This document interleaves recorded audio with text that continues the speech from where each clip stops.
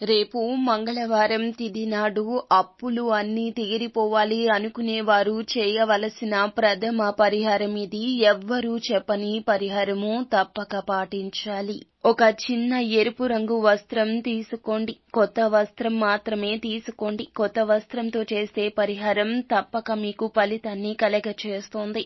తెల్లని కాగితమైనా తీసుకోవచ్చు. అందులో 11 యాలుకలు, 11 రూపాయలు, కొంచెం పచ్చకర్పూరం, ఆ తర్వాత చిటికెడంత పసుపు, కుంకుమ వేయాలి. ఇలా వేసేటప్పుడు ప్రతి వస్తువు కూడా మనం వస్త్రంలో పెట్టేటప్పుడు ఆ యొక్క పేపర్ లేదా వస్త్రంలో పెట్టేటప్పుడు సంకల్పం చెప్పుకోండి. మీ అప్పులు తీరిపోవాలి అని. ధనంతో చేస్తున్న పరిహారము తప్పక లక్ష్మీదేవి మిమ్మల్ని అనుగ్రహిస్తుంది. మీ అప్పు మొత్తం కూడా తీరిపోతుందని చెప్పుకోవచ్చు. ఆ తర్వాత చిన్న పచ్చ కర్పూరం ముక్క వేయండి. లేదంటే 2 కర్పూర బిళ్ళలు తీసుకోండి. హారతిలో ఇచ్చే 2 కర్పూర బిళ్ళలు తీసుకున్నా సరిపోతుంది. ఇలా వస్త్రంలో పెట్టేసి చక్కగా మూట కట్టండి.